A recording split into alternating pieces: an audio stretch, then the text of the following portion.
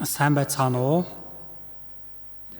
Өнөөдөр өглөө борон донд бас ирэх гэж хичээлээ. Хамтдаа залбирцгаая. Сансар окторгүй болон түүн доторх бүхнийг бүтээсэн Бурхан Аав минь. Загалмай дээр урсгасан Есүсийн цусаар биднийг аварч өгч. Одоо Бурхантай өөрөө хамт ажиллаж байгаа өөрийн бий болох чуулган дотор Деваажинд очих тэр өдрийг хүртэл үргэлж хамт алхаж, удирдах, өсгөж хамгаалж, биднэр дамжуулан эзэн та өөрийн ажлаа хийлгэхээр бүхий л хүмүүст мөн бэлэг авьяасыг өгсөнд чин сэтгэлээсээ талархлаа. Энэ 7 хоногт онцгойлон Кунжууд намрын семинар болж байгаа билээ. Энэ удаа аврагдсан олон сүнснүүд эзний дотор зөвөр босхон байгуулагдахад тусалж өгч удирдах өгөөрэй. Өнөөдөр өглөө эзний үгийг сурах гэж байна. Бидний эзэн ариун сүнстэй үгийг сонсож байгаа хүмүүс болон үгийг дамжуулж байгаа хүнд зүрх сэтгэлийг нь та тогтоон барина уу? Бурхны үгийг зөвөр гэрчилж чадхад удирдах өгөөрэй. Есүсийн нэрээр залбирлаа. Амен.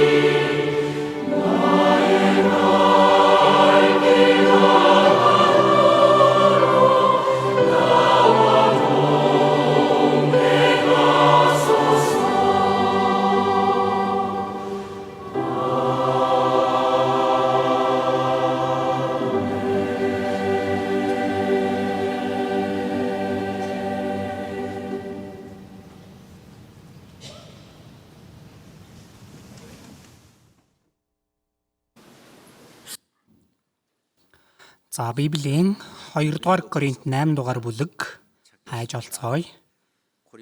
2 дугаар Коринт 8 1-ээс 5 хүртэл харцгаая. 2 дугаар Коринт 8-ын 1-ээс 5 хүртэл үг байна. Ах トゥ нараа, Македоны чуулгануудад өгсөн Бурхны нэгүслийг та нарт мэдүүлэхийг бид хүсэж байна. Зовлонгийн үлэм чатуу сорилтод байхдаа тэд баяр хөөрийн бялхалд байж, туйлын хоосорл нь тэдний өгөөмөр зангийн баялагт халигсан юм. Учир нь тэд хэр чадлаараа болон хэрээсээ ч илүү сайн дураараа өгснийг би гэрчлэнэ. Ариун хүмүүсийн төлөөх үйлчлэлд оролцох ивэлийн талаар биднээс асар шаргуугаар гуйж, тавыг хамт уншия. Бидний найдаж байснаар бус, харин тэд өөрсдийгөө эхлээд эзэн, дараа нь Бурхны хүслийн дагуу бидэнд өгсөн. За одоо гунжууд намрын семинар сүүлийн өдөр нь болж байгаа. Сүүлийн үгч гэсэндээ дуусаад одоо энэ цагт магадгүй одоо сүүлчийн хөтөлбөр болох баптизм хүртэх газарт баптизм хүртээж байгаа болов уу гэж бодож байна. Тэгэхээр энэ удаа 2025 оны намрын семинарт одоо эцсийн байдлаар харах юм бол урьдчилсан бүртгэлээр 7264 нийт бол 7264 хүн бүртгүүлсэн. Тэгээд үйлчилж байгаа 1400 хүнийг оруулах юм бол нийтдээ 8664 хүн одоо хамт байгаа. За бас үнэндээ бүртгүүлээгүй. За тэгээд бас үйлчлэгчгүй байгаа. Зүгээр л очсон хүмүүс ч гэсэндээ олон байгаа. Тэнд очиод ахын дүүстэй нөхөрлөөд бас хүмүүс сайн мэдээг тараахын тулд одоо гинт бас отсон хүмүүс ч гэсэндээ байгаа. Магадгүй бас миний бодож байгаагаар бол нэг 9000 гарсан хүмүүс энэ удаа намрын семинарт хамт оролцож байгаа болов уу гэж бодож байна. Ямар тач бид нар эзний ажил дотор эзний хамгийн ихээр баярлдаг үхсэн сүнсийг амьлуулах ажил. Энэ авралт хүргэх энэ ажлын төлөө бид нар бүх бие бүх сэтгэлээ зориулж байгаа гэж бодож байгаа. За энд Македоны чуулгануудад өгсөн Бурхны нэгүсэл байгаа гэж хэлж байна. Бурхан бидэнд өгсөн нэгүсэл хоёр том зүйлийг хэл гэвэл аврал болон алдар байгаа. Македоны чуулганууд гэж байгаа нь Филиппой чуулганаас эхлээд Тесалоник чуулган гэдэг ч юм уу Грекийн хойд зүгээр байгаа.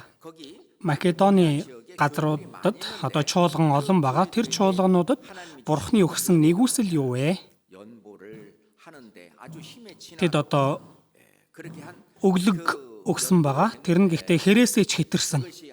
Тэр нь Бурхны өгсөн нэгүсэл гэж хэлж байна. Яагаад вэ гэвэл тэд энэ хүч чадлаасаа хэтэрсэн хэмжээгээр өгсөн. Гэхдээ Бурхан энэ газар дэрч дүүргэж өгөөд мөн түүгээр зогсохгүй эзний өмнө очиход хүртэл мөнхийн алдраар эргүүлж дүүргэж өгөх учраас Македоны чуулганы итгэгчдэд өгсөн нэгүсэл гэж хэлж байгаа хан. Бид аврагдах үед Эфес 2-ын 8-аас ахуулаад харах юм бол та нар нэгүслийн учир. Энэ бол авралын нэгүсэл шүү дээ. Аварч өгсөн нэгүсэл байна. Нэгүсэл гэдэг нь надад хийсэн зүйл юу ч байхгүй байхад Бурхан бүхнийг хийж өгч бид нар тэр ач тусыг хүртэх нь нэгүсэл гэж байгаа. Та нар нэгүслийн учир итгэлээрээ аврагдсан. Энэ нь та нараас бус харин Бурханаас өгөгдсөн бэлэг бөгөөд үйлсэрч нь ирээгүй тул хинч өөрөөрөө сайрхаж чадахгүй. За гэж хэлээд үргэлжлүүлээд шууд бид сайн үйлсийн төлөө түүний бүтээл мөн биднийг шинээр зассан юм биш. Харин шинчилсэн бүр шинэ бүтээл болгосон. Бид нар түүний бүтээл мөн шинэ бүтээл гэж хэлж байна. Тиймээс бид нар энэ дэлхий дээр төрөх үед эзэн биднийг бүтээсэн. Аврагдах үед харин биднийг дахиад шинээр бүтээсэн хэрэг бахан. Дахин нэг удаа төрүүлсэн гэсэн үг бахнэ. Тиймээс Хүн дахин төрөхгүй бол, дээрээс төрөхгүй бол Бурхны хаанчлалыг үзэж үлч чаднаа гэж хэлсэн байдаг. Бид нар түүний бүтээл мөн гэж гарч байгаа. Христ Есүс дотор сайн үйлсийн төлөө бүтээгдсэн. Биднийг аварсан тэр шалтгаан нь биднийг шинэ бүтээл болгож шинээр бүтээсэн шалтгаан нь Христ Есүс дотор сайн үйлсийн төлөө бүтээгдсэн гэж байгаа. Энэ бол Бурхны урьдаас бэлтгэсэн зүйл. Бурхан урьдаас эдгээрийг бэлтгэсэн билээ. Биднийг эдгээрийн дотор яваасай гэж. Бид аврагсныхаа дараа сайн үйлсийн төлөө бүтээгдсэн болохоор тэр сайн үйл энэ дотор бид нар энэ сайн үйлсийг үйлдэх ёстой гэж хэлж байгаа ахнэ. Тиймээс Бурхан биднийг авраад тэгээд бидний амьдралыг ариун цэвэр болгож сайн үйлсийн төлөө хичээ зүтгэдэг өөрийн ард түмэн болгосон байна. Библиэрээс харах юм бол Давид ариун өргөг барихтаач гэсэндээ хүнд бус харин эзэнт зориулагдсан ажил гэж хэлсэн байна. Энэ чуулган бол Бурхны ариун өргөө. Бурхны ариун өргөө болох энэ чуулган бидний төлөө юм биш. Яг үнэндээ Бурхны төлөө байгаа хэн. Бурхны төлөө гэдэг нь эцсийн эцэст бидний төлөө л гэсэн үг шүү дээ. Бурхныг хасаад бид бол бодох боломжгүй. Бурхан айлцсан сайн үйлсийн төлөө бүтээгдсэн. Сайн үйлс гэж байгаа нь бидний итгэлийн амьдралын дөрвөн хүчин зүйл. Итгэлийн амьдрал бүхэлдээ сайн үйл байгаа. Тэр нь эзнийг баярлуулдаг зүйл, эзэнд алдрыг өргөж байгаа зүйл, үгийн амьдрал дотор томор 5 зүйл байгаа. Хамгийн амарх нь сонсох. Тиймээс хуучин гэрэн дээрээс харах юм бол Израилийн ард түмэн үг сонсохгүй байсан болохоор сонс Израилаа. Тиймээс энэ үгийг сонсох ёстой гэж хэлж байгаа. Итгэл нь сонсохоос ирдэг гэж байгаа. Энэ сонсно гэдэг нь их чухал зүйл ээ. Түүний дараа өөрийн хичээл зүтгэл жоохон шаардлагадах нь унших байгаа. Өөртөө байлгаж түүнийг амьдралынхаа бүхий л өдөр унших ёстой. Унш гэж хэлж байгаа. Түүний дараа энэ үгийг бяслах гэж байгаа. Дуулал 1 дээрээс харах юм бол ёроолтой хүний тухай энэ хуулийг өдөр шөнөгүй бясалгана гэсэн байгаа. Бясалгах, тунгаах. Тэгээд бясалгаж тунгаагаа зогсохгүй энэ үгийг цээжил гэж бас хэлж байгаа. Эдгээрийг хүзүүндээ зангидж зүрхэндээ бич гэсэн. Зүрхэндээ бич гэдэг нь цээжил хийх гэлж байгаа. Түүний дараа 5 дахь нь энэ үгийг биелүүлэх, энэ үгийг хэрэгжүүлэх, сахин биелүүлснээр агуу их шагнал байдгаа гэсэн. Энэ үгийг сахин биелүүлэх, түүнийг хэрэгжүүлэх, биелүүлэх. За үүнийг үгийн амьдрал гэж хэлж байгаа. Бид үг залбирал нөхөрлөл сайн мэдээ гэдэг үгтэй. Түүний дараа залбирлын амьдрал байгаа. Залбирлын амьдрал гэж байгаа нь хувьяасаа хийх залбирал байна. Бас нийтийн хамтдаа хийх тийм залбирлч гэсэндээ байдаг. За бас залбирал донд үнэхээр их Бурханаас хүсэмжилж гуйж байгаа залбирлч гэсэндээ байдаг. Залбирал доторч гэсэндээ олон төрлийн хэлбэр байна. Түүгээр засахгүй Илч Паул хүртэл ахын дүүс залбирлын гуйлт өгсөн. Залбирлын гуйлт хүртэл өгдөг. Ингэж залбирч амьдрах амьдрал. Тиймээс Израиль юудэчүүд өдөрт 3 удаа өглөө, өдөр, орой залбирдаг байсан. Даниэлч гэсэндээ үнэхээр их залбирлын хүн байсан. Бидний итгэлийн өвөг дээдс бүгдээрээ залбирлын хүмүүс байсан. Тэд нар бүгд сайн үйл хийсэн бахан. Бурхантай нөхөрлөж байгаа гэсэн үг. Бурхантай ярилцаж байгаа нь залбирлын амьдрал байна. Түүний дараа нөхөрлийн амьдрал. Нөхөрлөл гэж юу вэ? Нөхөрлөл гэдэг нь цуглааныг илэрхийлж байгаа. Христийн бий болох чуулган дотор нэгэн эрхтний хувьд би ямар нэгэн байр суурин дээрээс хийх зүйлээ хийж байгаа нь нөхөрлөл байгаа юм аа. Тиймээс нөхөрлөл гэдэг нь энэ цуглаанч гэсэндээ нөхөрлийн цуглаан гэж байна. Үйлчлэлийн цуглаан гэж бас байдаг. Тиймээс дүүргийн нөхөрлөл, хэсгийн нөхөрлөл гэдээ байдаг. Оюутнуудын ямар нэгэн нөхөрлөл, залуучуудын нөхөрлөл, ахмадын нөхөрлөл гэж байна. Тэгээд бас баг болгоны тийм цуглаан нөхөрлүүд ч гэсэндээ байгаа. Үйлчилж байгаа тийм цуглаанч гэсэндээ нөхөрлөл дотор багтаж байгаа. Түүгээр зогсохгүй бидний хийж байгаа энэ өөрөө өөрийгөө өргөж байгаа, биеэ зориулж байгаа явдал, би өөрийгөө өргөж байгаагаар зогсохгүй, надад эзний зөвшөөрсөн ямар нэгэн эд материал түүнийг ч эзэнд өргөж байгаа ч гэсэндээ нөхөрлөл дотор багтаж байгаа зүйлээ. 11 гэдэг ч юм уу. За төрөл бүрийн өргөлүүд гэдэг ч юм уу. Эдгээр зүйлч гэсэндээ нөхөрлөл дотор багтдаг. Тэгээд өдийг хүртэл хийсэн бүхий л зүйлийн эцэст нь бид нар энэ дэлхий дээр юуны төлөө үлдсэн бэ? Энэ сайн мэдээг тараахын тулд үлдсэн байгаа. Өмнө нь чуулганы сургуульд хагас сайнны нөхөрлөл хийдэг байхад тэр жоохон хүүхдээс асууж үзэжсэн. Яагаад амьдардаг вэ? Яах гэж амьдардаг вэ? Яагаад амьдардаг вэ гэдээ асуусан чинь тэр хүүхэд би сайн мэдээг тунхаглахын тулд амьдардаг гэж байгаа. Хажууд нь байсан хүүхдээс асуусан. Сайн мэдээг тараахын тулд амьдардаг гэж байгаа. Сайн мэдээ тараавал болох юм шүү. Яагаад хичээл хийж байгаа юм? Сайн мэдээг тараахын тулд хичээлээч гэсэндээ сайн хийх ёстой гэж байгаа.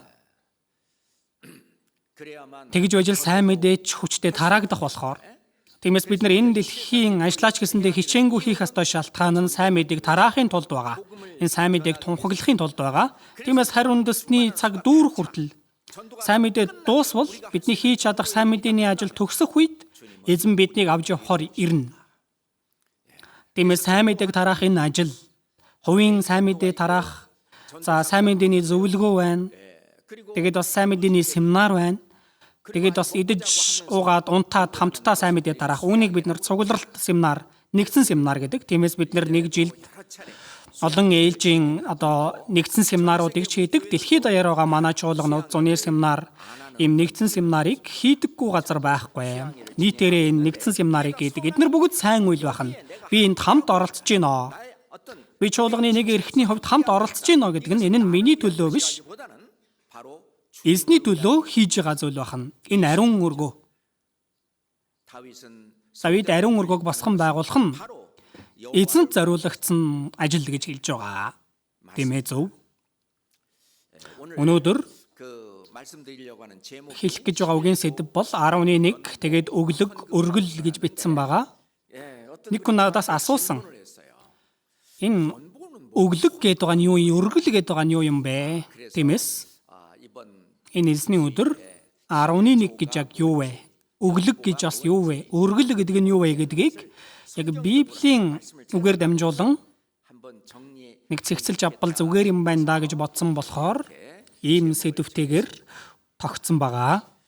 За 11 гэдэг нь Бурхны надад үзүүлсэн бүх нэгүсэл хариу барьж буй тэмдгээр баярлаж талархсан сэтгэлээ илэрхийлж байгаа нь 11 байгаа.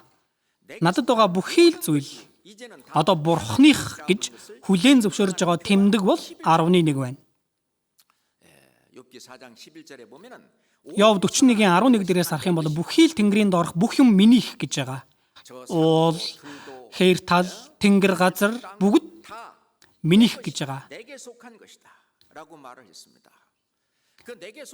Энэ минийх гэж хүлээн зөвшөөрж байгааг бид нар 11 тэр 10 дахь зүйлийг нь Бурхны ажлын төлөө Бурханд бүрэн өрг гэж хэлж байгаа.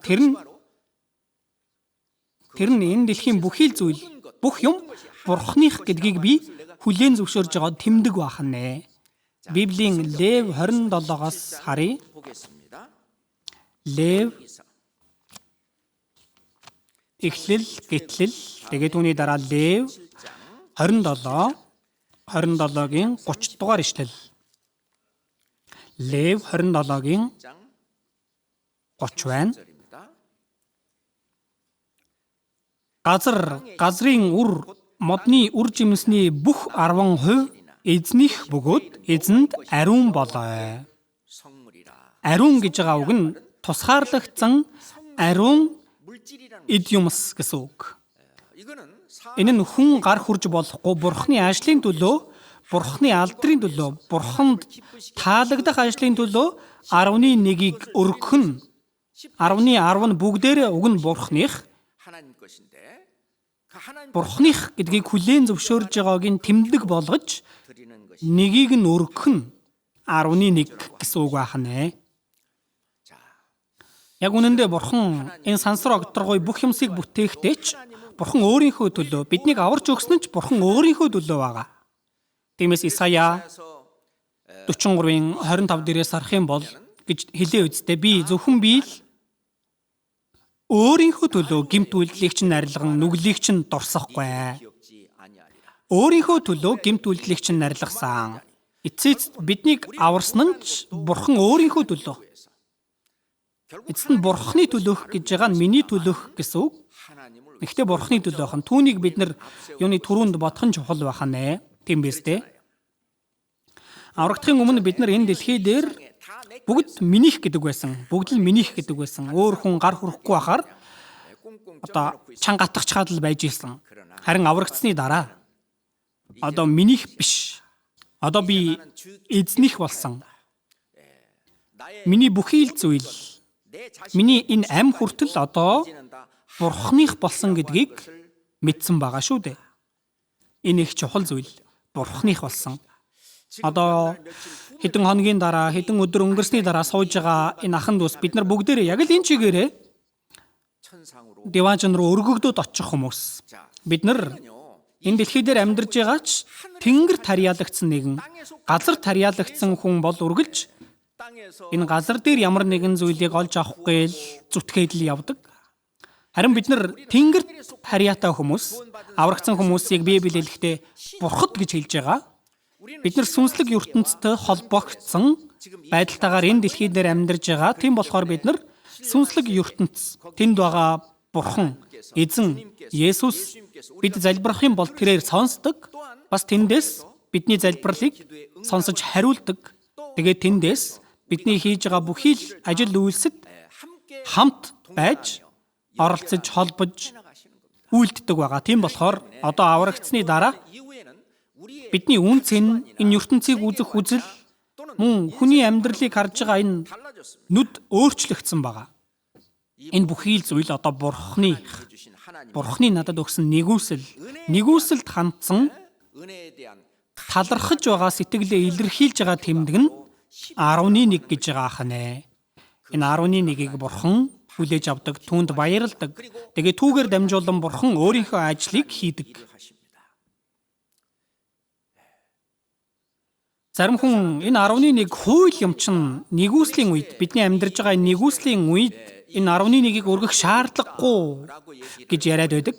Гэхдээ тэр нь бүхий л зүйл Бурханых гэдгийг илэрхийлж байгаа тэмдэг гэдгийг мартцсан байгаа хэрэг байна. Яг үнэндээ Авраам, итгэлийн ууг эцэг болох Авраам, Мелхизедек эгч Салемийн хаанд 11-ийг өргөсөн нь Библийн хамгийн эхэнд 11-ийг өргөж байгаа үйл явдлаар Библиэлд гарч байгаа. Тэр үед Мойсе энэ дэлхий дээр төрөхөөс 430 жилийн өмнө шүү дээ. Тэр хуулийг өгөхөөс аль эрт дээр үед Авраамийн үед тэр бас нэгүслийн үе. Тэр нэгүслийн үед 11-ийг өргөж Яаковч гэсэндээ адилхан шүү дээ. Библийн Еврей 7-оос харцгаая.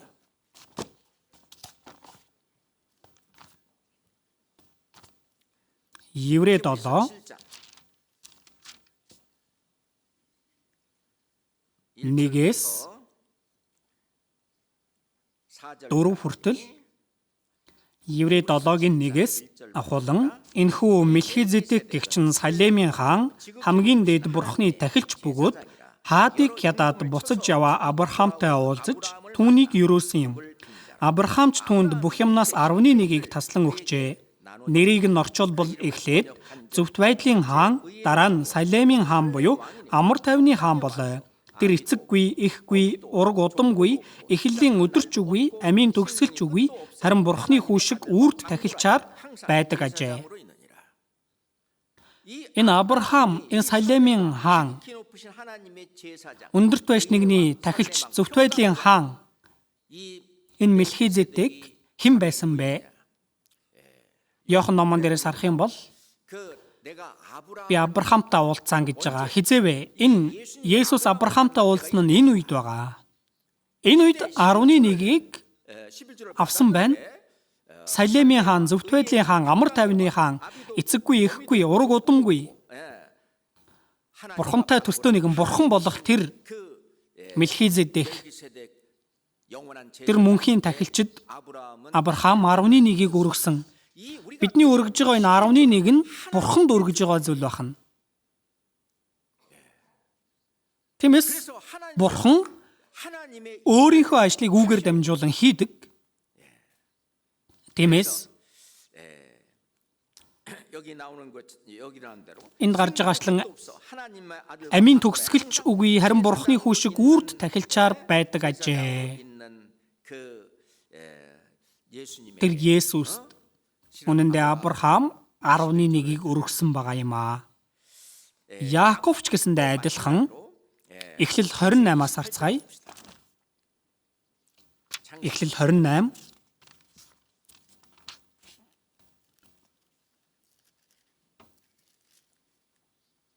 20-оос 22 хүртэл байна. Эхлэл 28-ийн 20-оос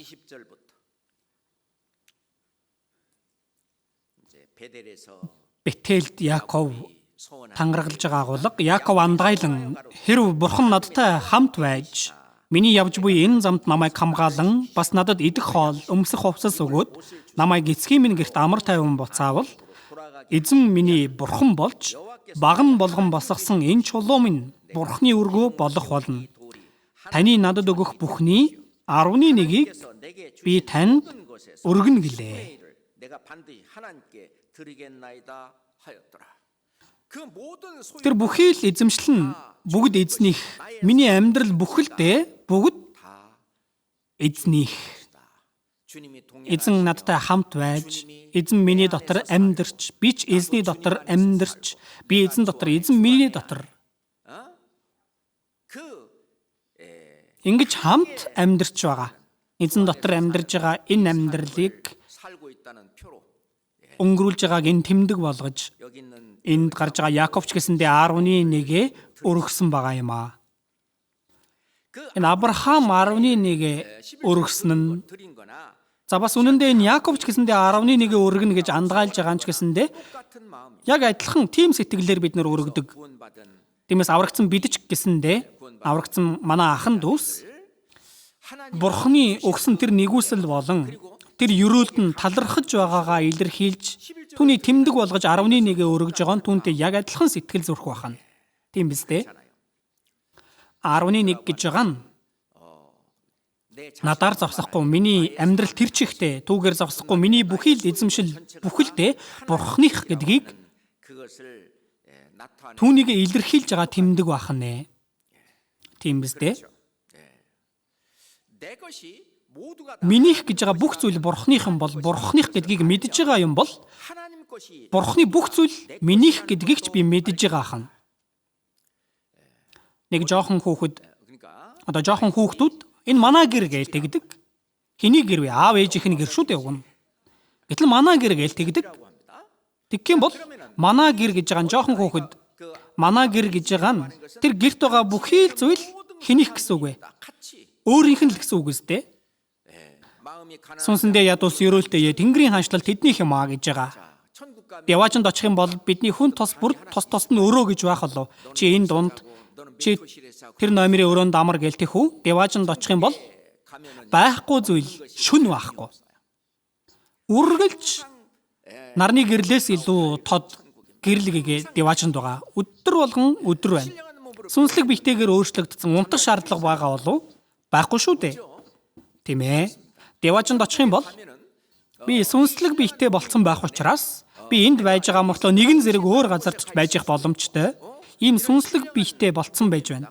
Тэгвэл деваачны аль нэг тал нь минийх үү? Нүгүү деваач нь бүхэлдээ минийх гэсэн үг. Бидний хүн тус бүрийнх.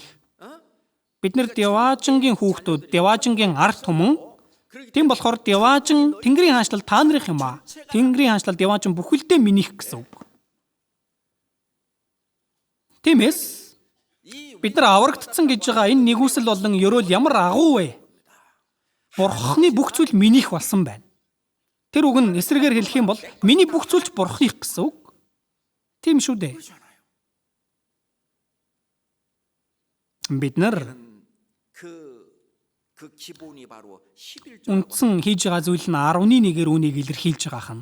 Тиймээс сүнсийг аврах бид Бурхан бид нар энэ дэлхий дээр махан биетэйгээр амьдарж байгаа болохоор энэ махан биетэйгээр амьдрах хугацаанд хэрэгтэй бүхий л зүйлээрч Бурхан хангаж туслана. Гэхдээ эхлээд Бурхны хаанчлал ба зөвхт байдлыг нь хайхтун. Тэгвэл энэ бүхнийг та нарт нэмж өгөх болно гэсэн байгаа. Талын сараан хэрхэн ургаж байгааг ажиглаж тэнгэрийн шуудыг хараач. Тэнгэрлэг эцэгч нь тэднийг тэжээдэг юм. Тэгэх тусмаа та нарыг илүү хувцлахгүй гэж үү? Энэ бүхнийг харийнхан чармаа хайдаг. Та нарт хэрэгтэйг Тэнгэрлэг эцэгч нь мэддэг. Тэгэж хэлсэн байдаг шүү дээ. Тиймээс Есүс гэсэндээ энэ 11-ийг алдагдalгүй өрг гэж хэлсэн байгаа. Матай 23-аас харъя. Матай 23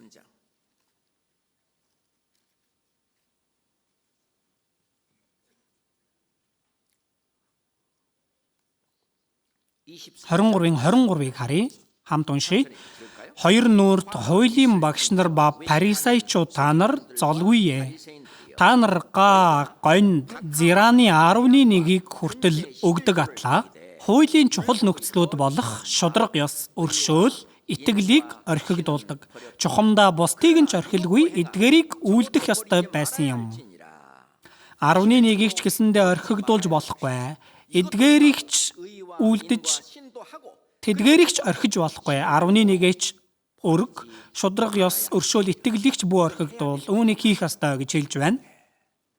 Бурхны өмнө энэ нь хийж ч болох, хийхгүй ч байж болох тийм зүйл биш. Харин аврагдсан бид нар миний бүхий л зүйл Бурхных болсон гэдгийг хүлээн зөвшөөрж байгаа тэмдэг болгож 11-ийг өргөх ёстой гэдгийг хэлж байгааг байна. Израилийн 12 овгийн дунд Лев овг байна. Энэ газрыг өв болгож хүлээж аваагүй. Энэ Лев овгийн хийдэг ажил нь юу байсан бэ? Тэр ариун майханд үйлчилж Бурхны ажилд Бурханд үйлчилдэг байсан. Өөр овгуудын өгж байгаа тэр 11-ээр амьдэрдэг байсан. Энэ Левичуд Бурханд үйлчилж ариун өргөн дотор үйлчлэх ажлыг хийж байгаа. Хэцүү байдал үүсэхгүй байхаар араас нь дэмждэг байсан. Гэтэл Израилийн ард түмэн Вавилонд 70 жил дарлагдж байгаад эргэж ирсэн. Эргэж ирсний дараа өөр бусад овгууд нь энэ 11-ийг өгөхгүй байсан байна. Тийм болохоор энэ Лев овгийн хүмүүс яах ёстой вэ? Яах чаргагүй мөнгө олохоор явах ёстой болсон. Тиймээс Бурханд үйлчлэх, Бурхны тэр ариун өргөн дотор хийх ажил нь боломжгүй болж байгаа байна. Бурхны ажил хийгдэхгүй болсон. Тиймээс Нехемия иш үзүүлэгч энэ арай биш ээ. Энэ болохгүй гэж хэлэнгээ 11-ийг өргөхгүй байгаа болохоор Бурхны ажил ном ёсоор явагдахгүй байна гэж хэлдэг. Нехемия номноос харцгаая. Нехемия 13. Нехемия 13, 13-ийн 10. Нехемия 13-ийн 10-аас 10-ыг харцгаая. Мөн Левичүүдийн хувь өөрсдөд нь нөгөгдөөгүйгээс болж энэ 11-ийг хэлж байгаа. Тэнд үйлчилдэг Левичүүд ба дуучид өөрсдийн тариан талбай руу явцгаасныг би олж мэдлээ.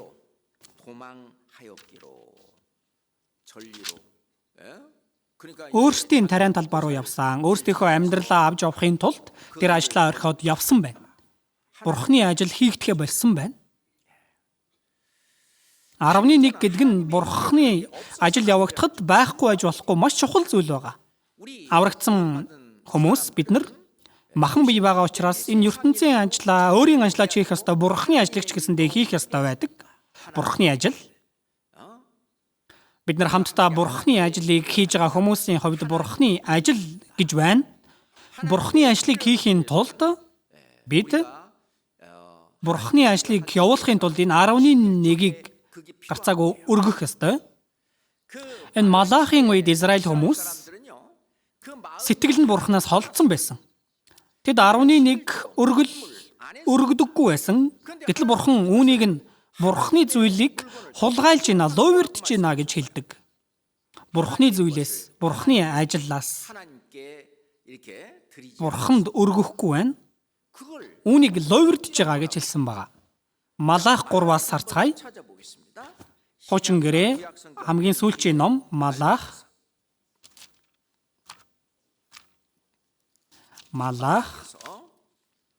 3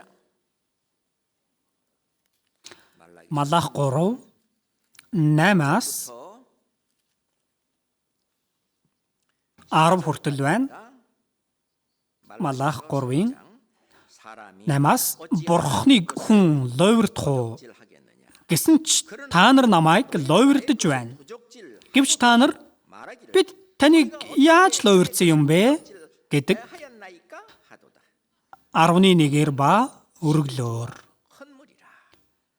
Танай үндэстэн бүхэлдээ намайг лойвирдаж байгаа тул та нар хараал идэж хараагцсан. 10-ыг хамт уншия. Миний өргөнд хоол хүнс байхын тулд бүхий л 11-гээ агуулхад авчир. Би та нарын төлөө Тэнгэрийн цонхыг нээж, та нарын төлөө ивэлийг хальтал асгах эсхийг минь та нар одоо үүгээр шалга гэж төг түмдийн эзэн айлдаж байна.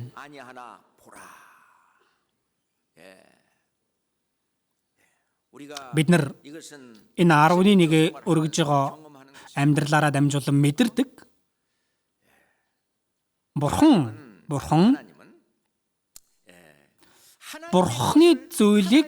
Бурхны зүйл гэдгээр нь хүлээн зөвшөөрч өргөхгүй байхад энэ нь Бурхны зүйлийг өөртөө лойвирдаж хулгайлж авж гинэ гэж илэрхийлсэн байна. Яагаад вэ? Бурхны зүйлийг Бурханд өргөөгүй учраас тийм бахна. Бид нар бүгд Бурхны хүмүүс. Бурхны хүн 11 ба өргөл 11 ба одоо сүүлийн үгээрээр энэ өргөл үүнийг Бурханд өргөхгүй хүн. Түүнийг Бурхан лойвирдаж гинэ. Бурхныг лойвирдаж гинэ гэж хэлж байна. Бүхий л зүйл Бурханд талархсан сэтгэлээр Бурханаас имэж Бурхныг хүндэтгэж байгаа дүр төрх бол 11 байх нь. Эзэн бол бүх зүйлийг өгсөн нэгэн. Энэ сансар окторгоёо бүх зүйл энэ бол бүгд эзэн бидэнд өгсөн зүйл шүү дээ. Энэ сансар окторгоёо бүх юмс яг үнэндээ Бурханд бол хэрэггүй зүйл шүү дээ. Гэвч бидний төлөө бол бидэнд хэрэгтэй. Бурхан Тэнгэрийгч бүтээсэн, газрыгч бүтээсэн дэмий хоосноор тогтоож бүтээгээгүй. Харин оршин суугчтай болгохоор үүнийг бий болгосон гэж байгаа. Хүн болох намайг биднийг амьдруулахын тулд Бурхны үзүүлсэн нэгүсэл байх нь энэ бол. Бурхан бидэнд амьсгал хийгээд хамаг юмсыг өөрөө бидэнд өгдөг нэгэн, бүгдийг өгсөн нэгэн байна.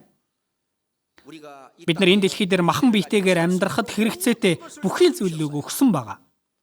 Түгээр зогсохгүй Бурхан өөрийгөө хүртэл өгсөн байгаа. За бид нар хэн нэгэнд ямар нэгэн зүйлийг өгье гэх үедээ өөртөө байгаа бүх хөрөнгөө өглөө гэж бодъё. Тэр нь илүү том зүйл болов уу? Аль эсвэл тэр хүний төлөө би өөрийнхөө амийг зориуллаа гэвэл аль нь том бэ? Амиа зориулсан гэдэг нь би бүхнээ өгсөн гэсэн үг шүү дээ. Тийм биз дээ? Бурхан надад хэр ихийг өгсөн бэ? Бурхан өөрийгөө надад бүгдийг нь өгсөн байна. Хайр харамгүйгээр тэр чигт нь өгсөн, бүхнийг өгсөн гэсэн үг. Есүс Христ тэр нэгэн хэн байсан бэ? Бурхан байсан. Бурхан намайг амьдруулж мөнхийн деваажинд мөнхөд хамт амьдрахын тулд Бурхан өөрийгөө тэр чигт нь Бурхан өөрийнхөө бүх зүйлийг өгсөн байна. Амьсгал биднийг амьдрч чадхаар бүх юмсыг бидэнд өгч бас биднийг аврахын тулд биднийг деваажинд удирдахын тулд Бурхан руу удирдахын тулд үхлээр өөрийнхөө амийг хүртэл өгсөн. Тиймээс Бурхан биднийг аврагдсан биднийг энэ үннийг ухаарч үнэхээр аврагдсан байгаа бид бүхнийг чи минийх гэж хэлж байгаа. Бурхан чи миний ард түмэн, миний үр хүүхэд. Та нар бол минийх гэж хэлж байгаа. Тиймээс Бурхан тамгалсан байгаа. Бид нар одоо мал амьтны хонгон дээр эзнийхээ тэр тамгаар тамгалдаг шиг амлагдсан сүнсээр биднийг тамгалсан. Чи бол минийх гэж. Бурхан тэгж тамгалсан байгаа. Тэгингээ Надад байгаа бүхий л эзэмшил бүгд дагаж байгаа. Хамт. Тэгэнгүүт тэр нь бүгд Бурханых болсон. Яг үнэндээ бидэнд байгаа цаг хугацаа гэдэг ч юм уу, бидэнд байгаа энэ авьяас бэлэг ч юм уу, бидэнд байгаа ямар нэгэн эд материал, эд баялаг тэр бүхий л зүйл бүгд Бурханых үг нь надад зүгээр л хариуцуулж даалгасан. Дахиад хэлбэл бид бол нярв гэж хэлж байгаа. Библиэлд гарч байгаа үстэй. Нярвын итгэл. Бид нар бүхий л зүйл минийх биш харин Бурханых болсон. Нярв гэдэг нь магадгүй эзэн нь хэрэглэе гэвэл юу ч байсан бай хамаагүй аваачч өгнө үстэй. Хариуцагч хүн эзнийхээ зүйлийг эзэн нь ийм зүйл хэрэгтэй байна аваад ир гэх юм бол шууд аваачч өгнө үстэй.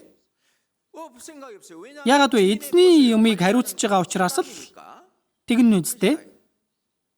Есүс Иерусалим руу явж орохын өмнө 2 шаваа явуулдаг. Эсрэг талд ч байгаа тэр тосгонд очоо. Тэнд уяатаа илжиг дудрантайгаа байгааг олж харнаа. Тэднийг тайлаад надад авчир гэдэг. Хэрв хэн нэгэн та нарт юм хэлвэл яагаад надад авч явж байгаа юм бэ гэвэл эднэр эзэнд хэрэгтэй гэж хэлээрэй гэсэн. Эзэнд хэрэгтэй гэж хэлээрэй гэсэн. Эзнийх шүү дээ. Эзэнд хэрэгтэй байна. Тэгвэл тэр хүн тэднийг явуулнаа гэж байгаа. Шавнар нь очсон. Тэнд яг нэрнгээсээ илжиг додрантайгаа уяатаа байж исэн. Түүнийг тайлж исэн чинь та нар хэн бэ? Яагаад үүнийг тайлж авч явах гэж байгаа юм бэ гэдэг. Тэгтэл нэг л үг хэлдэг. Эднэр эзэнд хэрэгтэй. Эзэн хэрэглэе гэж байна. Гэтэл тийм үү? Тэднийг тэр даруй явуулнаа. Авраам бидний өвөг дээдс, итгэлийн өвөг дээдс Авраам 11-ээр зогсохгүй өөрийнхөө цорын ганц хүү Исаакийг хүртэл цорын ганц Исаака бүгдийг Бурханых учраас эзэн хүсэж байгаа учраас бүгдийг нь зүгээр өргөчихсөн шүү дээ. Тийм биз дээ? Өргөхийн өмнө эзэн уг нь чиний цорын ганц хүү болох Исаакаар дамжуулан чиний үр удам Тэнгэрийн од мэт олон, далайн эргийн элс мэт олон болноо гэж амласан амлалтанд нь хүртэл итгэсэн. Магадгүй эзэнд өргөх юм бол дахил болгоод өргөсөн ч дахин амьлуулад эргүүлж өгнө гэдэгт нь итгэсэн гэсэн үг байна. Тийм биз дээ? Бидний өвөг дээдс Авраам бидний зүйлч адилхан эзэн хэрэглэе гэх юм бол тэр даруй явуулнаа. Бид нар эзэнтэй сэтгэл нэг болсон. Давидыг яагаад Бурхан хэрэгэлсэн бэ? Давид тэрээр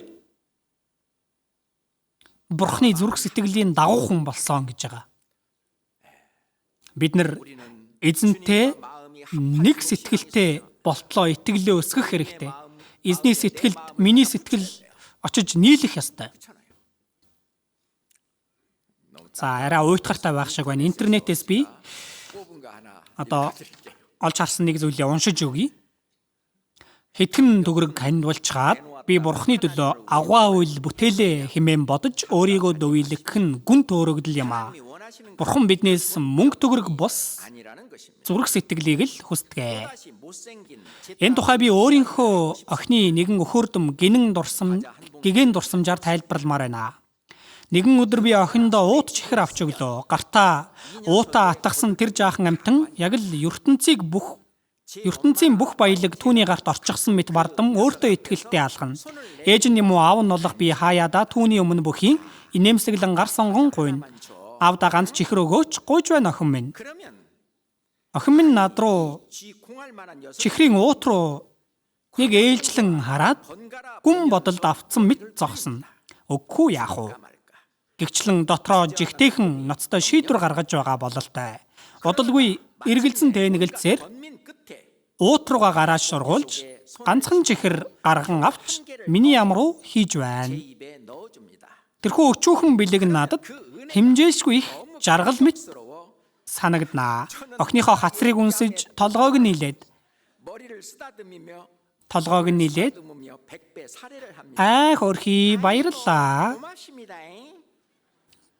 Хажууд нь байсан ээж эмээ хоёр хүртэл алга ташин баяр хөөр дүүрэн инээлдэнэ. Харин охин маань юу гэж бодож байгаа бол Баатар мэт өөрийгөө мэдэрч их л том зүйл хийж эхлэх гэх мэтээр бардам минь нэмсэглэнэ. Эмээ ээж нь ч бас нэг ширхэг чихэр гуйхын тулд элдв арга сэдэж бяцхан охины ая ивийг олж гуйхан тэр нэг талаар хөгжилтэй, нөгөө талаар гуйнагтай ч юм шиг. Харин төсөөлөд үзтээ хэрвээ энэ жаахан охин минь дотроо ингэж бодож ивэл яах вэ? Ээж аав, эмээ гурав маань миний ачаар л амьдарч байна дөө. Ямар их өлсөж байгаа болоод ганц чихэрний төлөө ингэж их гуйж байгаа юм бол доо чааваас. Өнөөдөр надаас бүр 3 чихэр гарчихлаа шүү. Үгүй юу, надгүй бол энэ гэр бүлч дампуурхан дээ. Миний энэ агуу золиослын ачаар л бүгд амьдарч байна шүү дээ гэсэн бодол тархинд нь нэргэлдэж байвал та яах вэ? Ямар гомдмоор гайхмаар гинэн чим шиг зүрх өвтгөн санагдах вэ? Тэр үед нь духыг нь зөөлхөн алгадаад авахыг хүсэхгүй гэж үү? Эцэг их нь охиноосоо хүссэн зүйл бол тэр ганц чихэр биш шүү дээ. Аав ээж нь тэгтлээ их гар жаргал баяр хөөргийг мэдэрсэн нь ганц чихэр аваад эцэндээ биш ээ. Харин юу вэ?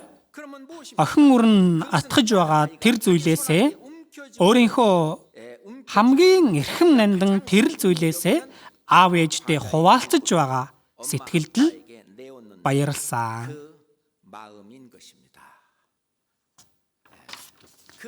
Тэр сэтгэлд нь баярлсан да. Тиймээс Бурхан ч бас ямар нэгэн зүйлийг хийхийн өмнө Бурхан сэтгэлд нь нийцж байгаа хүн зүрхээ надад өгөө гэж хэлсэн байгаа. Тиймээс сургаалт үг 13:26 дээр харах юм бол хүмүн надад зүрхээ өг гэж байгаа. Зүрхээ надад өгөө. Тиймээс эзний сэтгэл ямар вэ? Эзний зүрх сэтгэлээр тийм ээ. Тиймээс Лук 16 дээрээс харах юм бол хэн маш бага юмд итгэмжтэй байна. Тэр нь их юмд ч мөн итгэмжтэй байдаг.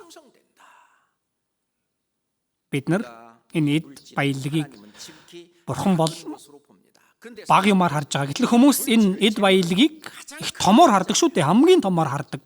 Гэвч аврагдсан бид бүхэнд хамгийн томоор харагддаг зүйл бол бидний эзэн бидтэй Бурхан шүү дээ. Эзэн бидэнд өөрийнхөө бүхнийг өгсөн. Өөрийгөө деваажин хүртэл өгсөн. Гэтэл бид нар тэр эзэн дотор байгаа. Одоо бид нар эзэн дотор байна. Эзэн дотор байгаа бид нар тэр чигтээ деваажин энэ чигээрээ нүгэд очино. Тийм үстэй. Тиймээс деваажин хараач тэнд байна, энд байна гэж хэлэхгүй. Харагтун та нарын дунд байна гэж хэлсэн шиг яг энд бол деваажин бахнэ. Тиймээс деваажин бүхий л зүйл эзэн дээр голлоод бүгд байж байгаа шүү дээ. Тэнд очиод эзнийг магтаад, эзэнд талархаад л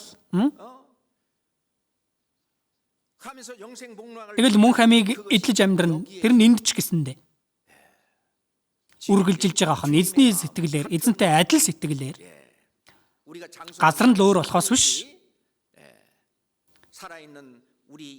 Амьдарч байгаа бидний энэ чуулган энэ бол деваажин юм аа. Бид нар эзэн дотор байна. Энэ деваажин дотор байна. Бас эзэн бас бидний дотор байна. Зүг биз дээ? Израилийн ард түмэн боддоор юу өргөж исэн болоо. Эхлээд 11-ийг өргөж исэн. Тухайн цаг үед газар тариалан эрхэлдэг байсан учраас одоо бидэнтэй адил цалин авч амьдрдаггүй байсан шүү дээ. Тиймээс жилдээ нэг удаа бас одоо үр жимс хурааж авдаг ч юм уу, улаан будаа хурааж авдаг ч юм уу, тариа будаа ургац хураадаг ч юм уу. Ургац хураах болгондоо түүнийхээ 11-ийг өргөж исэн баг. 11-ийг өргөж исэн. Энэ нь бүгд Бурхны нэгүсэл, Бурхны ерөөл байгаа. Тэгээд энэ бүх зүйл Бурхных гэдгээр нь хүлээн зөвшөөрж байгаа тэмдэг болгож 11-ийг нь өргөж исэн. Тэр 11-ээр нь дамжуулан Лев овог амжиргаагаа залгуулж исэн. 11-ийг нь түүнд хэрэглэж исэн. Лев овгийн хийдэг зүйл юу вэ? Бурханд үйлчилж, ариун өргөөг засварлах, ариун өргөөн дотор бурханд үйлчлэх тэр ажил, ариун өргөөнд бурхантай хүмүүсийг уулзуулах тэр бүхий л тахил, энэ бүхий л ажлыг Лев овгийнхан хийсэн. Лев овгийнхан бас яасан бэ? Ард түмэнд бурхны үгийг заах тийм ажлыг хийж исэн. Ийм ажлыг хийсэн Лев овгийнхны амжиргааны зардлаар хэрэглэгдэж исэн. Бас ариун өргөөнд үйлчлэх үйлчлэл, ариун өргөөг хадгалж явахад хэрэглэгдэж исэн. 3 жил тутамд орж ирж байгаа тэр 11-ээр дамжуулан өнчин хүүхэд бэлэвсэн эмэгтэй. Бас ядуу буурай хүмүүст бас тусалдаг байсан байгаа. Бас Израилийн ард түмэн энэ сүмийн татварыг ч гэсэндээ төлдөг байсан. Тусдаа сүмийн татварыг тусдан төлдөг байсан. Тэр нь хагас шекел байгаа. Есүс ч гэсэндээ энэ сүмийн татварыг төлж байсан. Есүс хэлсэн байдаг. Хамтдаа олж харъя. Матай 17. Матай 17 24-өөс Матай 17-гийн 24-өөс 27 хүртэл. Тэдний Кафернаумд ирэхэд 2 драхмын татвар хураагчид энэ сүмийн татварыг хурааж байгааг хэлж байгаа. Петр дээр ирээд багш нь 2 драхмын татвараа төлдөггүй юм уу гэсэнд тэр төлдөг гэв. Яагаад төлөхгүй гэж төлдөг гэж Петр хариулсан. Төлдөг гэв. Тэгээд Петрийг гэрт ороход Есүс уртж түүнд Симоно чи юу гэж боддог вэ? Газрын хаад хэнээс гайл эсвэл албан татвар авдаг вэ? Хөвгүүдээсээ юу? Эсвэл гадныхнаас уу гэхэд тэр Петр гадныхнаас гэж хариулв. Есүс тэгвэл хөвгүүд нь чөлөөлөгдсөн бахан. Гэвч бид тэднийг бүдрүүлэхгүй тулд чи тэнгис рүү явж дэгээ хай.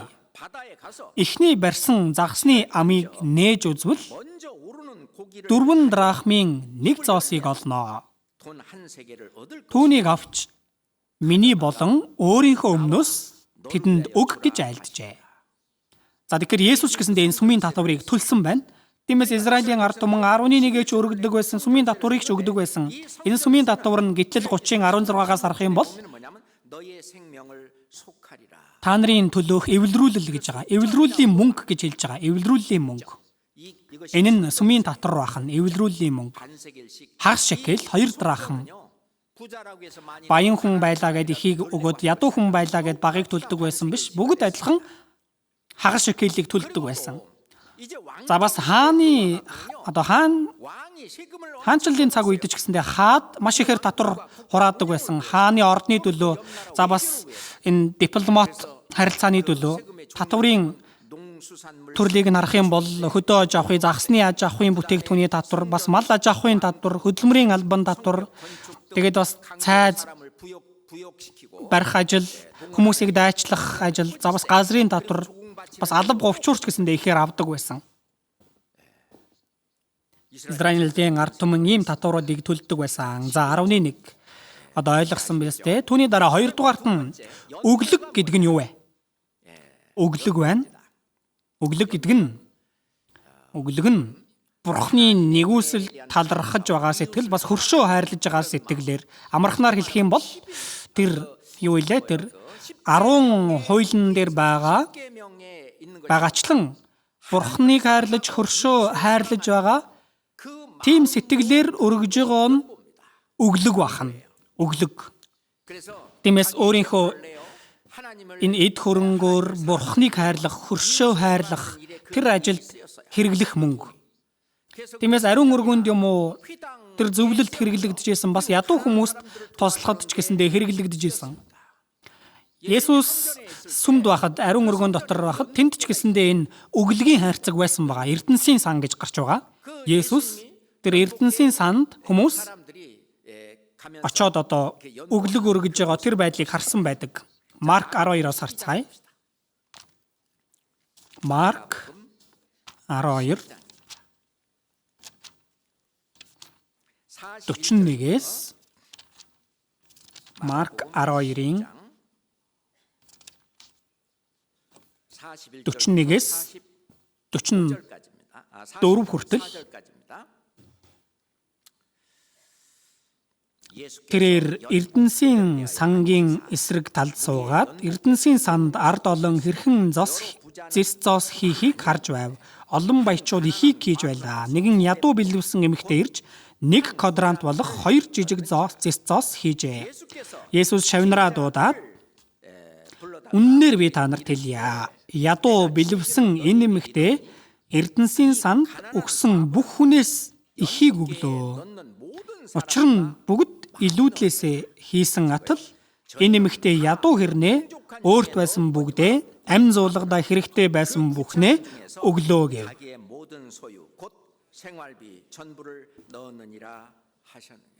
За энэ бэлэвсэн эмэгтэйн итгэл байна. Энэ бэлэвсэн эмэгтэйн итгэл.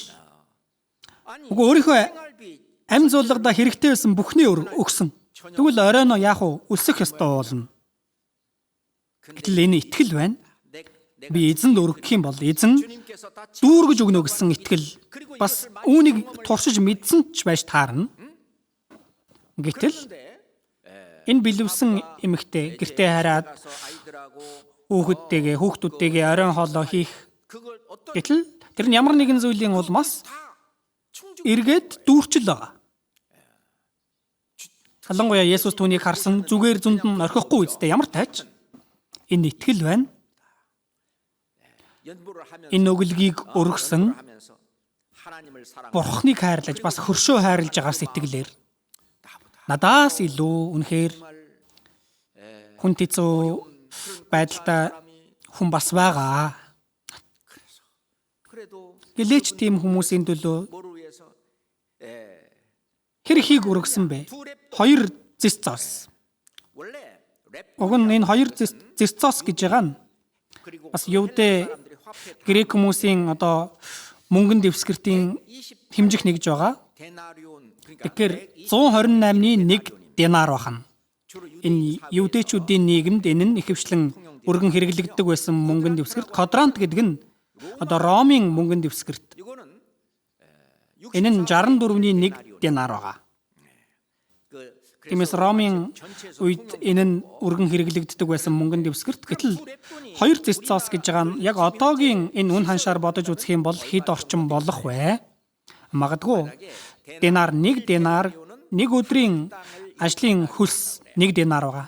1 өдрийн ажлын хөлс 60,000 вон гэх юм бол тэгэхээр 64-ний 1 гэх юм бол 1000 вон болж байгаа. Тэгэх юм бол 1 өдрийн ажлын хөлсийг магадгүй 120,000-аар бодох юм бол 2000 болно. Тэгэхээр 1000 юм уу 2000 төгрөг болж байгаа. Энэ 2 зэс зоос гэж байгаа нь 1 квадрант болж байгаа. Тэгэхээр энэ нь өөрт нь байгаа зүйл түүнээс өөр байхгүй. Гэтэл үүнийг өглөг болгож өргөсөн энэ бэлэвсэн эмэгтэй түүнийг эзэн магтсан байна. Тэгэхээр эзэн энэ зүрх сэтгэлийг харж байгаа. Тэгээд бүхий л нөхцөл байдлыг мэддэг эзэн шүү дээ. Эзэн түүнийг харж сайшааж байгаа. Энэ олон баячууд ихийг өргөсөн, ихийг өгсөн мэдээ сайн байсан. Гэвч тэр нь сайн зүйл байсан ч энэ 2 зэс зоос хийсэн энэ ядуу бэлэвсэн эмэгтэй илүү ихийг өглөө гэж хэлж байгаа. Бид нар өргөл өргөхөд ч адилхан гэж бодож байна. Бурхан тэр сэтгэлийг хүлээж авч байгаа. Тэр сэтгэл нь хөдөлсөний дагуу тэр сэтгэл эзний өгж байгаа сэтгэл шүү дээ. Түүний дагуу бид нар өргөл өргөдөг, шийдвэр гаргадаг, тэгдэг. Анхны чуулганы үед энэ өглөг өргөдөг байсан. Энэ нь итгэгчдэд туслах ажилд бас энэ сүм чуулган түүнд хэрэглэгддэг байсан. Бас анхны чуулганы үед аврагдсан ахан дүүс элчнэр байна. Тэгээд элчнэр сайн мэдээ тараахаар ийш тийшээ явхад сайн мэдээний зардалдч гэсэндээ энэ өглөг хэрэглэгдэж исэн. Ялангуяа Македоны нутгуудаар Филиппой чуулган гэдэг ч юм уу, Тесалоник чуулган ч юм уу, Берой чуулган ч юм уу, тэр чуулганууд энэ сайн мэдээний зардалд их өргөл цуглуулсан. Тэр нь сая уянсан 2 дугаар Коринт 8 дээр гарч байгаа үг дахиад очие. 2 дугаар Коринт 8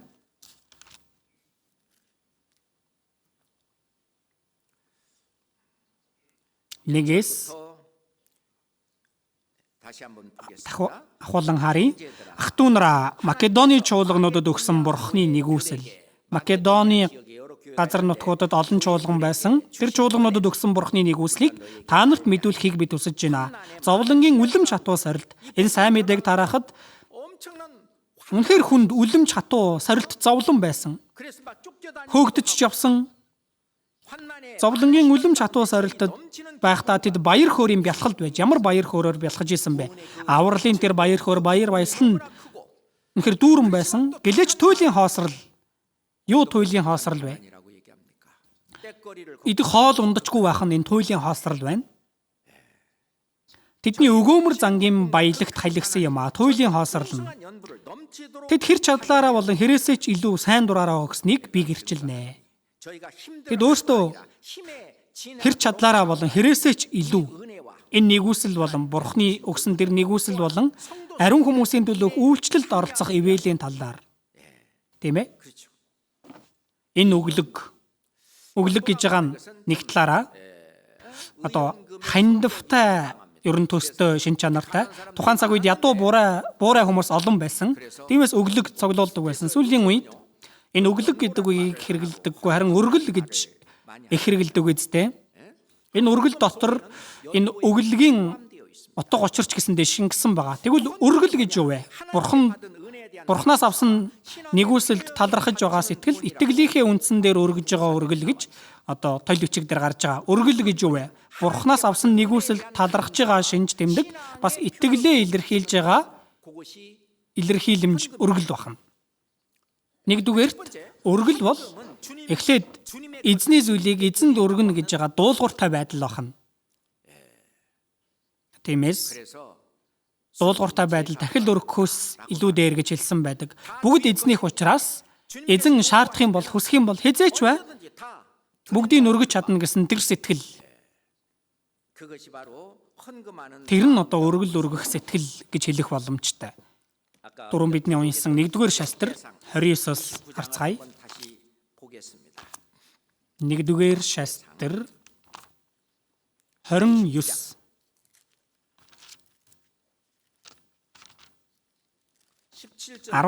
11-ээс 1-р шалтар 29-ийн 11-ээс 17 хүртэл харцгаая. Оо эзэн минь тэнгэрт болоод газар дээрх бүх юмс таних учир агуу сүр хүч чадал яруу алдар ялалт цог жавхлан таних билээ. Оо эзэн минь та бүхний дээр эрхэм дээд тэргүүн тул хаанчлал таних билээ. 14-ийг хамт уншия. Гэхдээ би хэн болоод миний ард түмэн юу болоод ийхүү сайн дураар өргөж чадсан бэ? Учир нь бүх зүйл танаас бөгөөд таны мутраас бид танд өргөсөн юм аа. Тийм ээ. Түүний дараа 16-г 17-г бас хамт уншия. Оо эзэн бурхан минь таны ариун нэр зориулан танд өргөө барихаар бидний бэлтгэсэн энэ үлэмж их юмс бүгдээрээ таны мутраас ирсэн бөгөөд бүгд таних билээ. Бурхан минь та хүний зүрхийг тэнсэн үзэж чигч чударгыг таалан саярхдаг гэдгийг би нэгэнт мэдв. Би чин үнэнч зүрхээрээ энэ бүх зүйлийг дуртаяа өргөсөн юм. Гэтэл одоо энд байгаа таны ард түмэн танд дуртаяа өргөж байгааг би баяртайгаар харлаа.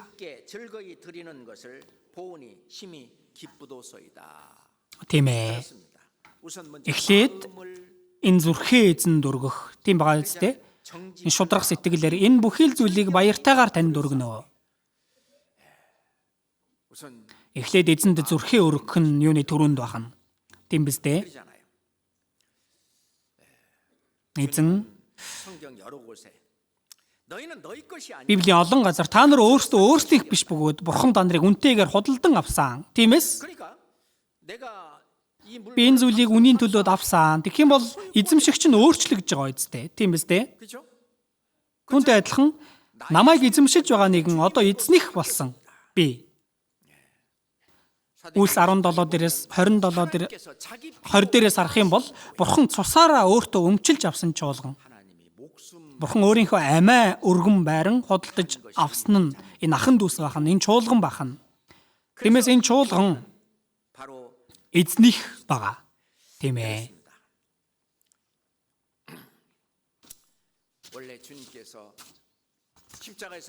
Эзэн загалмай дээр цусаа урсган төлөөсийг нь төлөх тэр мөчөд үнэндээ би эзнийх болсон. Тийм үстэй.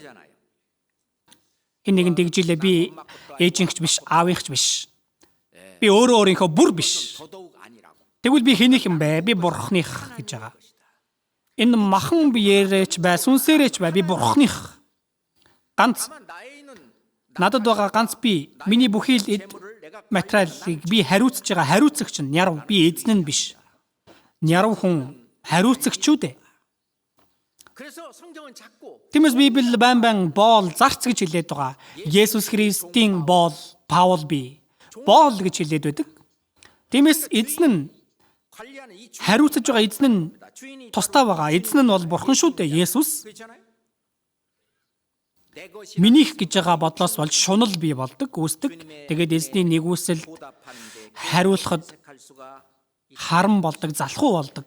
Тиймээс энэ өргөлийн амьдралын эхний суурь бол миний бүх зүйл эзнийх гэдгийг хүлээн зөвшөөрж байгаагаас эхэлдэг. Тиймээс эзний өдөр олон сонсдог үг. Бид амьдралаач эзний төлөө амьдардаг. Бид үхлээч эзний төлөө үхтэй. Тиймээс амьдрсан ч үхсэн ч бид эзнийх. Бид эзнийх. Би эзнийх. Ром 1:6 дээрээс харах юм бол Илч Паул хэлсэн. Тэдний дунд та нар ч мөн Есүс Христийнх болохоор дуудагцсан. Та нар ч бас Есүс Христийнх болохоор миний эзэмшигч нь Есүс Христ Бурхан би эзнийх болсон гэж байгаа хань. Тиймээс энэ чуулганч гэсэндээ эзнийх. Тэгээд хүн тус болгон Христэд итгэгч нар ч гэсэндээ эзнийх байгаа. Үргэл бол өөрийнхөө зүйлийг Бурханд өргөж байгаа явдал биш, харин надад даалгасан эзний зүйлийг талархалтайгаар эзэнд зүгээр өргөж байгааг өргөл гэж хэлж байгаа. Өргөл гэдэг нь Бурханы өгсөн зүйлийг Бурханд эргүүлж өргөж байгаа илэрхийлэл байна. Бид нар тэгж бодох юм бол энэ өргөлийн талаар ойлголт бас илүү ойлгомжтой болох байхаа. Бурхан бидэнд хэрэгцээтэй зүйлийг бүгдийг өгдөг учраас, өгсөн учраас эзэн хэрэгтэй байна гэх юм бол хизээч бай эзний зүйлийг эргүүлж өргөдөг бахан. Тийм үстэй. Аврагдсан хүмүүс аврагдах юм бол 11-ийг зүгээр л шууд өргөдөг болдог. Яагаад? Аврагдсандаа үнэхээр их талархаж байгаа болохоор Бурхны нэгүсэл болон тэр хайранд 11-ийг үндсэндээ өргөдөг. Түүний дараа өргөлүүд бас байна шүү дээ. Өргөл.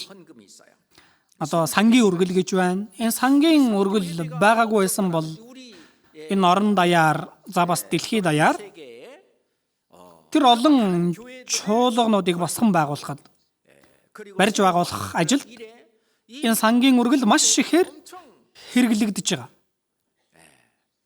Энэ сангийн өргөл. Түүний дараа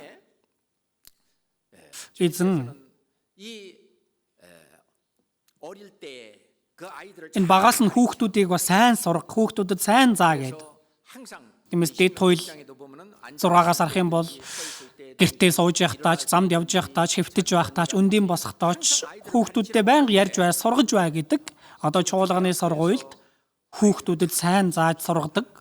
Тиймээс энэ чуулганы сургуулийг дэмжих, энэ чуулганы сургуулийн дэмжих өргөл бас байна. Бас энэ барилга байгууламж гэсэндээ зүгээр шууд босгогдоогүй. Ахан дүүсийн одоо нэг гараа тастан байран эзэнд өргөсөн хэрэг биш гэж юу? Угаасаа эзнийх энэ барилгын өргөл.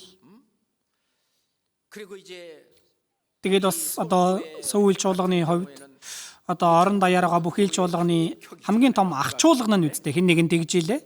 Тиймээс эргэн тойрны хүн хэцүү байдалд байгаа чуулгануудаа бид нар онцгой өргөлж гэсэндээ цуглуулж явуулдаг. Энэ удаа бас Яндумпуд чуулган одоо тусдаа гарахад бид нар онцгой өргөл гэж цуглуулсан биз дээ. Эзэн хэрэгтэй байна гэвэл бид нар өргөхөд л болох нь байна. Түүгээр зогсохгүй шүү дээ. Одоо дэлхийд даяар явж байгаа бүхий л ажлууд энэ тэндгүй одоо энэ цуглах газар, семинарын газар байх хэрэгтэй шүү дээ. Дээр үед элчнэрийн үед энэ дэрэнгээр явангаа ийм чуулганы байрмаар энтер байхгүй байсан. Одоо энэ дэлхийн ертөнц өөрчлөгдсөн байх ёстой болж байгаа. Энэ барилгын өргөл. Тэгээд бас дэлхийн сайн мэдээний өргөл. Одоо 82 улсад сайн мэдж байгаа шүү дээ. Энэ удаа судалгаа явуулахад 1150 чуулган байна.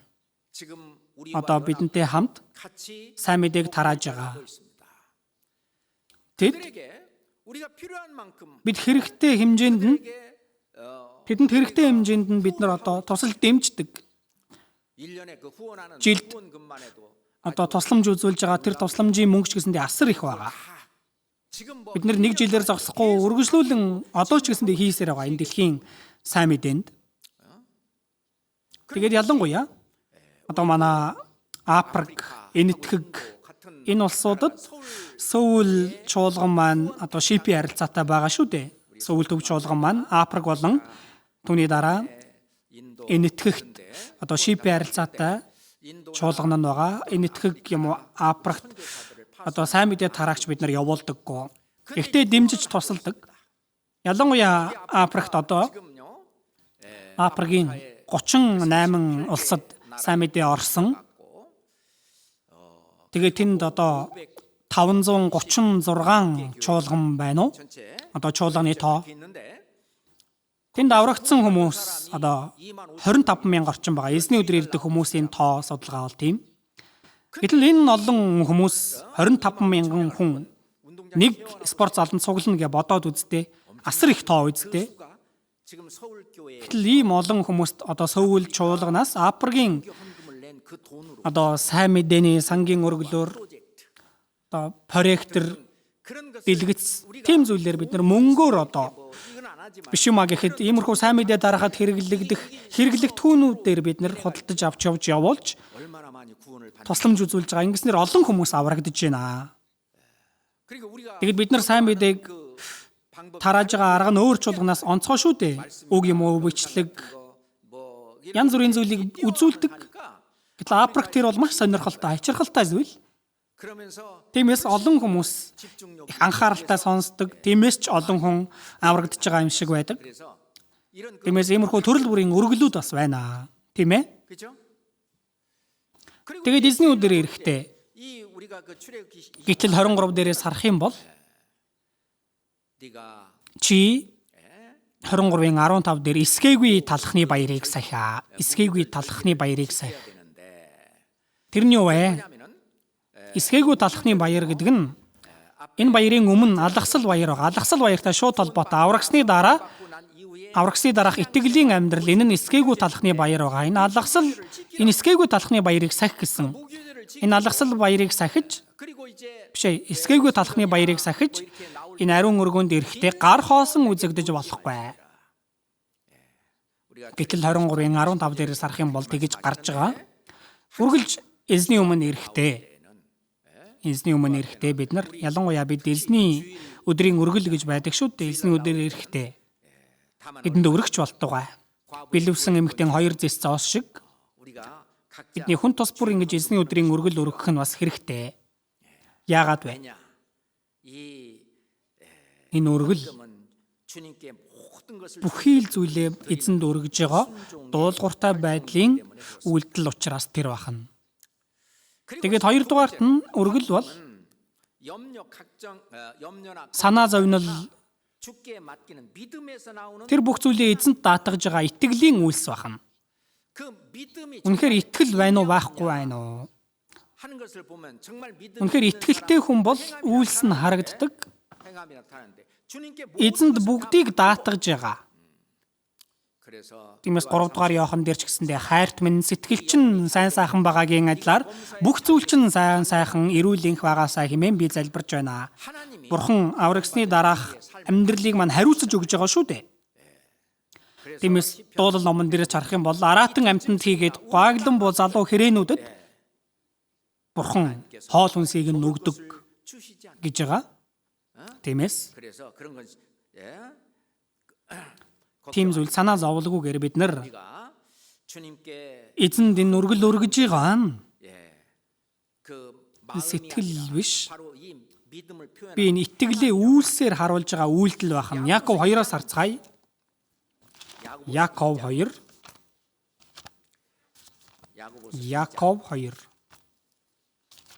17절 18절입니다. 17, 18. Яков 2-ын 17, 18. Хамт уншия. Иймээс итгэл нь хэрв үйлсгүй бол өөрөө үхмэл юм. Гэвч хэн нэг чинь чамд итгэл байна, надад үйлс байна гэж хэлж болох юм. Тэгвэл чи надад итгэлээ үйлсгүйгээр харуул, би чамд итгэлээ үйлсээрээ харуулъя.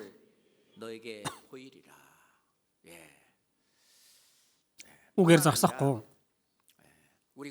Бид нар үргэл өргөж байгаа нь энэ сайн мэдээ тараагдах ажилд би оролцож байгаа хэрэг. Есүс өөрөө хэлсэн шудраг босын эд баялгаар өөрсөдөө амт нөхөдтэй болоо. Ингэснээр эд хөрөнгөч нүгүрэх цаг тэдгээр нь та нарыг мөнх нутагт хүлээн авах юм аа. Одоо бидний өргөж байгаа энэ дэлхийн сайн мэдээний өргөл, Африкийн өргөл түүнээс болоод одоо хэн нэгэн ах тэр Африкт байгаа хэн нэгэн ихч аврагцсан. Одоо бид хэнийг мэдэхгүй ч эзний өмнө очих юм бол бүгд ил болно. Тиймээс энэ өргөл байна шүү дээ. Би сайн мэдээг тарааж байгаа ажилд оролцож байгаа хэрэг байна. Үгээр зогсохгүй. Эзэн миний амьдралд хэрэгтэй байгаа дутагдж байгаа бүх зүйлийг дүүргэж өгдөг нэгэн гэдгийг туршиж мэдрэх арга зам байна.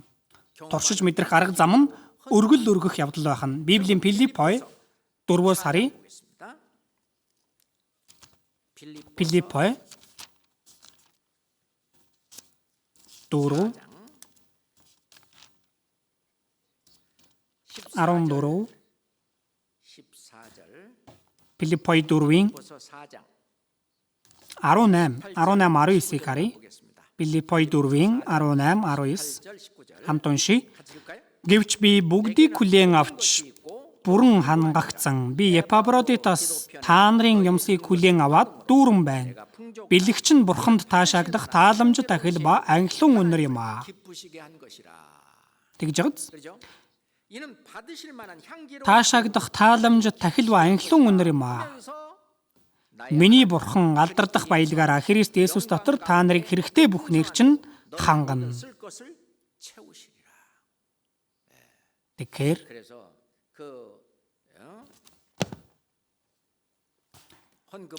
энэ үргэл өргөсөн хэн нэгэн гэрчлэл ярьж байгаа юм. Би өргөсөн хэмжээнд бурхан эргүүлээ дүүргэж өгж гинэ гэж байгаа. Үүнийг нэг мэдрэх энэ үргэл нь эзэн дүүргэж өгж байгааг мэдрэх арга зам байна. Эзэн бол амьд байгаа. Тийм биз дээ. Өгөхдөн тэгвэл та нарт өгөгдөх болно.